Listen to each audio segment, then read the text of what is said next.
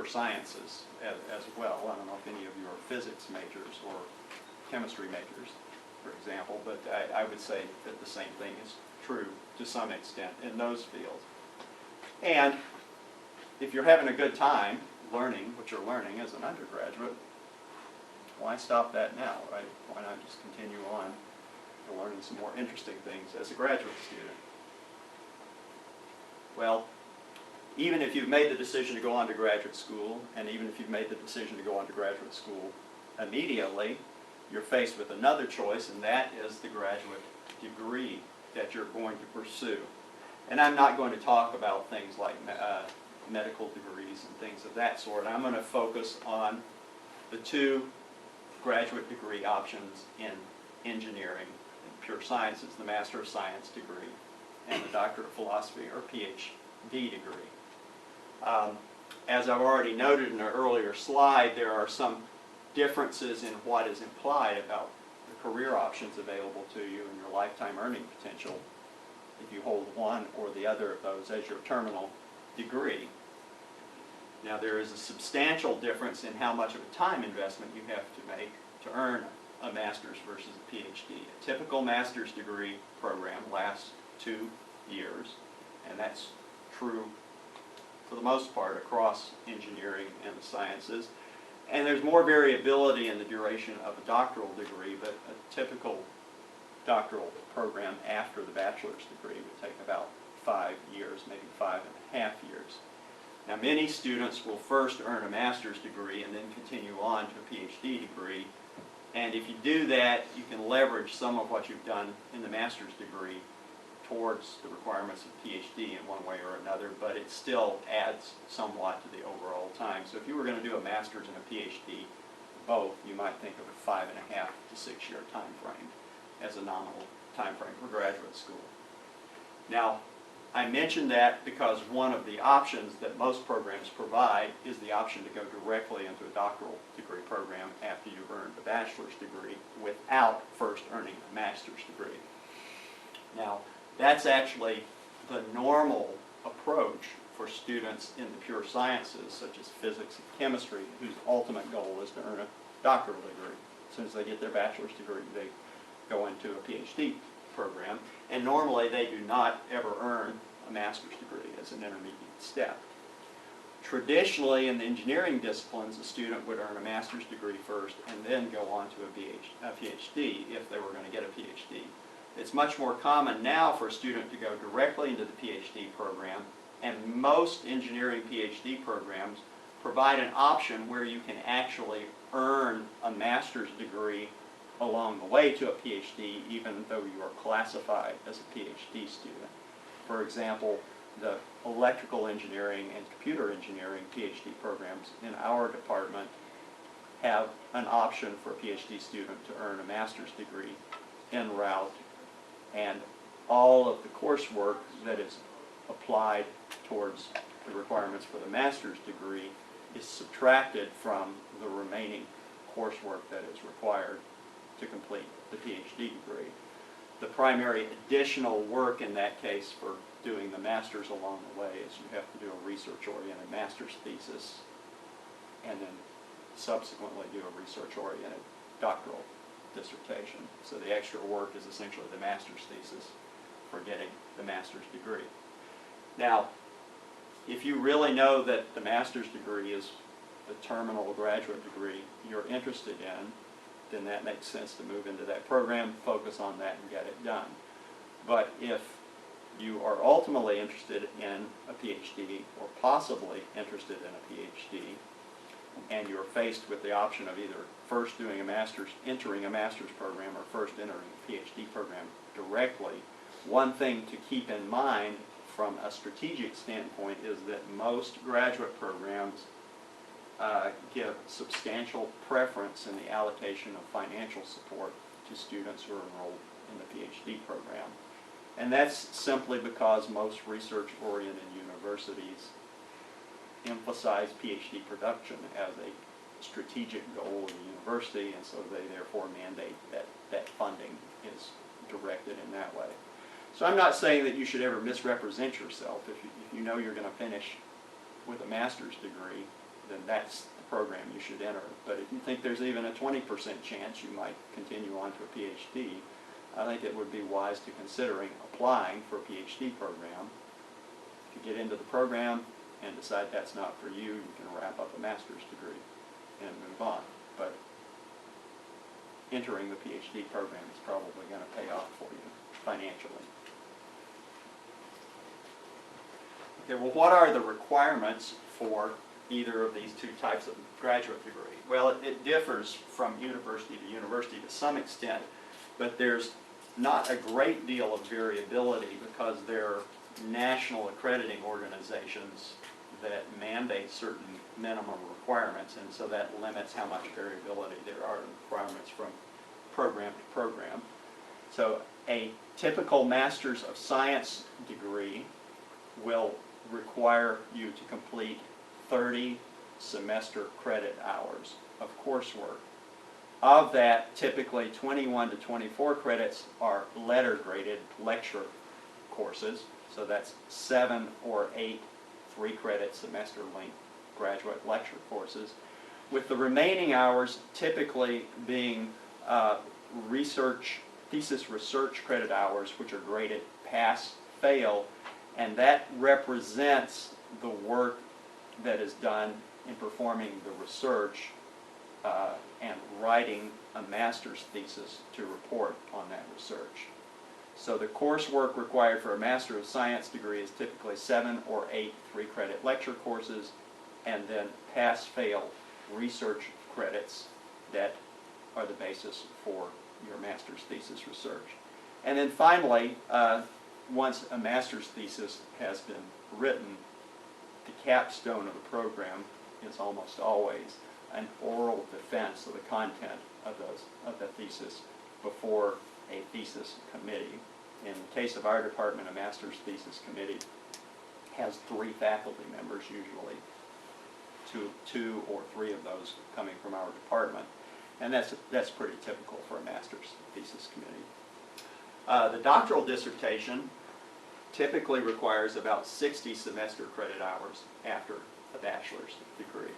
Now, these numbers are actually minimums nationally, but they're also what most universities adhere to. And for a PhD degree, you might see a great deal of greater degree of variability in the amount of letter-graded coursework that's required among those 60 credit hours. That could be anywhere from 8 3-credit courses to 16 3-credit courses. For example, our programs in electrical and computer engineering require 42 credit hours or 14 3-credit letter-graded courses. And the remainder of the 60 credit hours will be pass-fail research hours for the doctoral dissertation. I'll say a bit more about that in a minute. Typically, early on in a doctoral program, there is some early gateway exam, which in our department is called a PhD qualifying exam. And that exam is normally based on either core undergraduate material from the discipline or introductory level graduate material. So a typical student entering a PhD program would take that exam in their 2nd year of the program. In the case of our department, what they're being tested on is required junior level undergraduate material across the span of the undergraduate curriculum in their discipline. In other programs, the student might be tested on material from courses they have taken in the 1st year of their PhD program. Typically, a student is given 2 opportunities to pass this exam, and that's a requirement for continuing on in the program. Now, there's some PhD programs that don't have that step, but most do. What is common among all PhD programs is another exam at an intermediate point, typically about 3 years into the PhD program, referred to as the preliminary or comprehensive exam. And that's either serves as, if it comes relatively early, serves as a research proposal where the student demonstrates that he or she has a broad understanding of the topic of the proposed research, and then lays out the intended program of research for the remainder of the dissertation. Or alternatively, it sometimes entails reporting sort of intermediate research results a little bit later in the PhD program, and then still describing what is left to be done. And that serves as an opportunity with the student's PhD faculty committee to provide the student with mid-course corrections in doctoral research. Now, a typical committee for a PhD program will consist of 4 faculty members. At Clemson, one of those has to come from outside of your program. So a typical committee for one of our department's PhD students would have 3 electrical engineering faculty members and then 1 faculty member from physics or material science or mathematics or computer science or something, depending upon the topic. Then the student performs the research for their doctoral dissertation and writes a document reporting on that research, the so-called PhD dissertation, and the pass-fail research credit hours are intended to reflect that effort. And then, as with the master's thesis, the culmination of the program is an oral defense of the research and the research document in front of the student's committee. And once that is completed and the committee signs off on that, the student deposits the written document with the graduate school, and they have completed the degree program. So there are more steps involved with getting through a doctoral degree program than a master's program, in particular these intermediate exams, as well as the fact that the doctoral dissertation involves more in-depth research and a more substantial original research contribution typically than does the research for a master's thesis, reflecting the fact that you're devoting a longer period of time to the research. Now again, if a student wants to get a master's degree and then a PhD, you might tack on some additional work, either some additional coursework to this total for the combined master's and PhD coursework, and then the other additional work is the fact that the student would have to do a master's thesis for the master's degree and then a doctoral dissertation for the PhD. And that's not a bad thing, because you can sometimes cut your teeth on a more constrained research problem for a master's thesis, and then once you have developed the skills required in order to complete that, that gives you an intellectual and practical tool set of skills that gives you a running start on the doctoral dissertation research, which often is on a related topic. So, if you've made the decision to go to graduate school and you've made the decision to go on to graduate school immediately after completing your bachelor's degree, and you've decided which degree, the master's degree or the PhD, you're going to pursue, then the next question you have to face is the choice of the school or schools that you are going to target, or more precisely, the programs that you're going to target as possibilities for you. And so that comes down to deciding the schools and programs to which you should submit an application for graduate school. So a few pointers here. The graduate programs that you select should be selected primarily to match with your professional interests, your technical or scientific interests. That means that you want to select programs that have strong academic and research programs in your area of specialization. For example, if you are going to pursue a PhD in electrical engineering, your area of research specialization may be optoelectronics. If that's the case, then you certainly want to pick a graduate program that has a strong research record in optoelectronics. It won't do you any good to choose a program that is primarily emphasizing computer software, for example, because that's not going to match up with your professional interests. And as a practical matter, I would say one aspect of that is that if you identify any program as a possibility for you, you should be able to find at least 2 faculty members there that you think would be suitable choices for you as a research supervisor. Obviously, you're only going to work with one as your research supervisor, but I think you should try to ensure that there are at least 2 prospective research supervisors available in that program. Why is that? Well, if you go into a program dependent on the availability of one person, there are many things that could get in the way with that person's availability to serve as your supervisor over the period of 2 years master's program, or even more so over a 5-year PhD program. A person might leave the university, a person might have health problems or retire, or you might find that you just don't get along with that person, and you don't have a good personal match for that person as in an advisor-advisee relationship. So you should really try to make sure that there are some practical options, alternatives available to you when you look at a graduate program. Now, many of you may have restrictions on the program, such as geographical restrictions, and if that's the case, then there's no point in investing your time in researching programs that aren't going to meet aren't going to satisfy those restrictions. Well, how do I find out about the graduate programs that meet the criteria that are relevant for me? Well, the best source of information you have are the faculty members in your current undergraduate program and or faculty members that you're working with on research projects.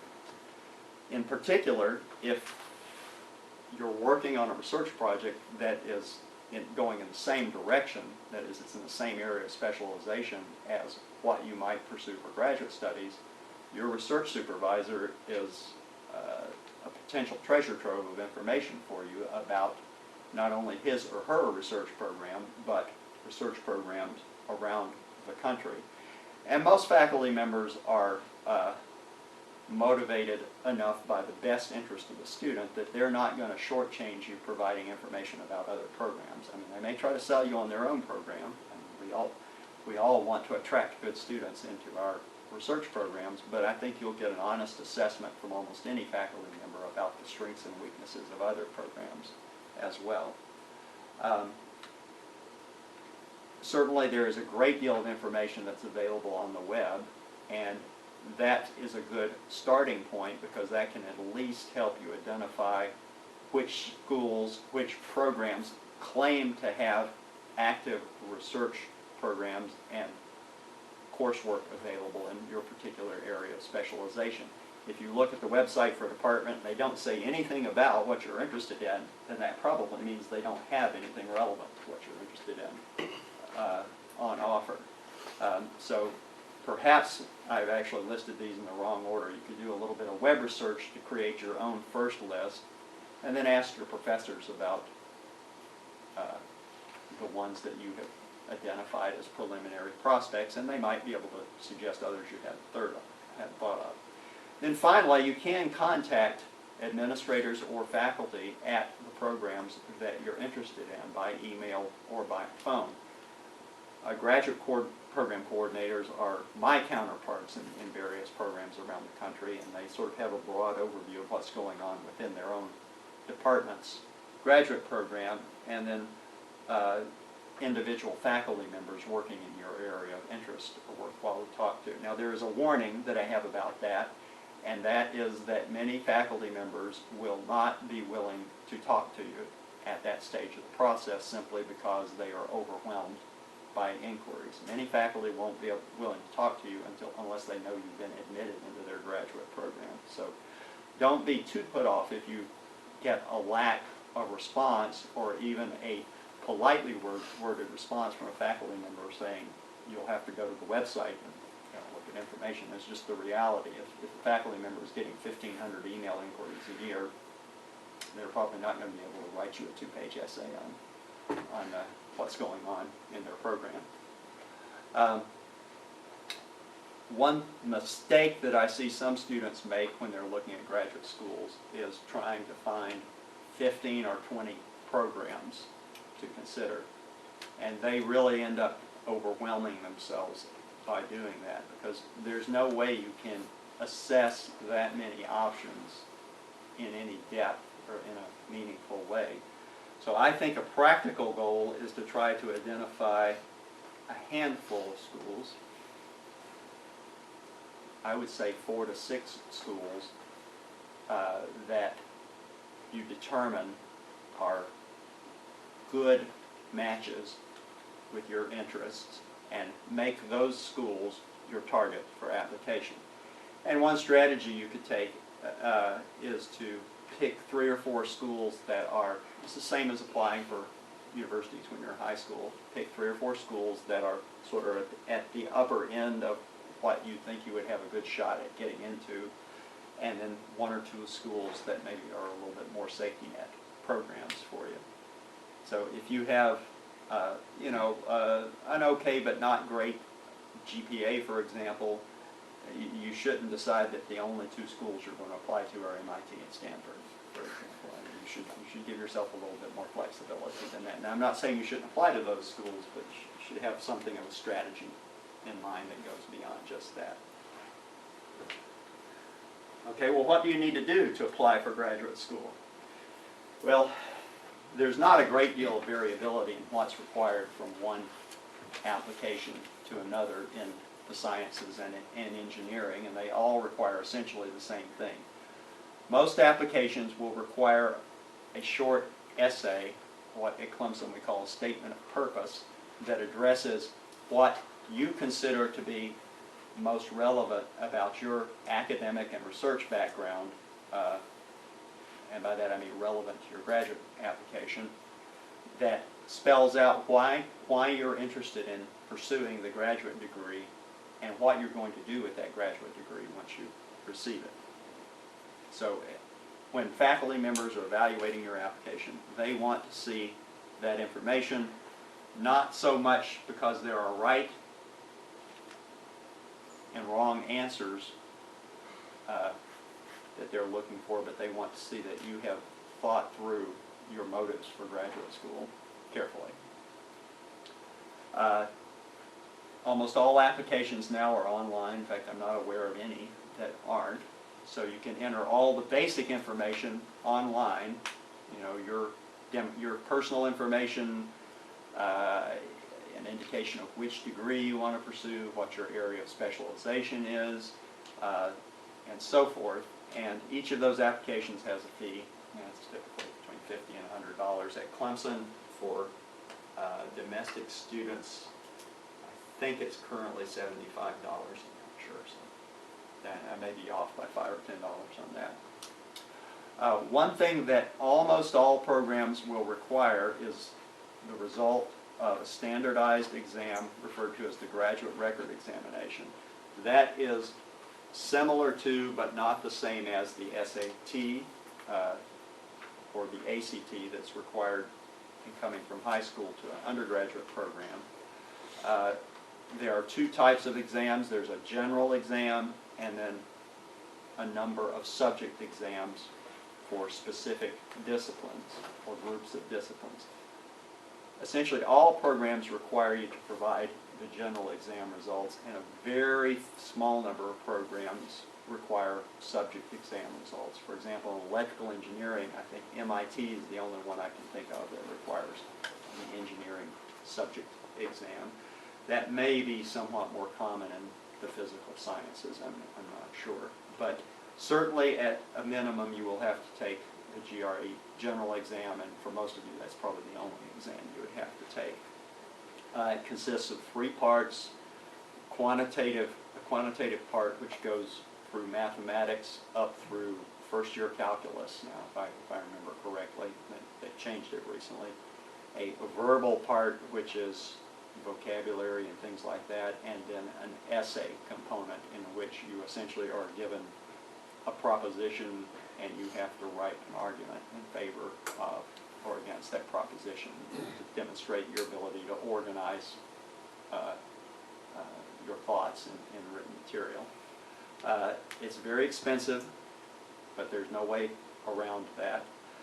It's a computer-based exam taught offered at specific testing centers called Prometrica testing centers. And so you can go online to the Educational Testing Service website and register to take the exam at a Prometrica testing center. And those testing centers are in most major cities. There's one in Greenville for South Carolina. So if you are planning to take it before the end of this summer and you haven't registered for it yet, you may still be able to register for a time slot at the testing center in Greenville. before the end of the summer. You may not. There are only a fixed number of seats available for each testing period. But the only real logistical challenge will be if you go to school in a very isolated location, then you may have to go some distance away to find a testing center if you wait till the academic year to do it. Applications all require letters of recommendation between 2 and 4. Our program, for example, requires 2. And I would encourage you to focus on obtaining letters from faculty members, in particular those who can say good things about your classroom performance or those who can say good things about your performance as a researcher on a research project. If you want to include a supervisor from a job you've worked, that's fine. It's probably not going to carry as much weight as something from a faculty member. And recommendations that are essentially character references from people from whom you don't have, with whom you don't have a technical professional relationship are not really given much weight. So I would not waste one of the slots on that. And typically you provide contact information for those people in the online part of the application, and the application program will generate automatic email contacts, and they can do all of the application submission online. And you can keep track online of which of your recommenders has or has not yet provided a letter. Now, one thing I will mention is there is an option of waiving your right to see the letters. If you want most faculty members to write letters for you, you're going to have to select the option. You're going to have to waive that right because they want to know that they have the opportunity to provide confidential information to the graduate program. So if you don't select that waiver, if you say you want to retain the right to see what the faculty member has written, you're not going to get substantive evaluations from faculty members, and most of them won't even agree to serve as a letter writer in that case, so just be aware of that. Then finally, you're required to provide a transcript. Most schools require a transcript not just from the school where you're getting your bachelor's degree, but from every place where you've earned college level credit. If you didn't complete a course someplace, you don't have to provide the transcript, but if you completed one course at community college, you need to provide that transcript. And for most schools, including Clemson, all that's required at application time is an unofficial transcript, though they would require an official transcript at a later date after you have been admitted.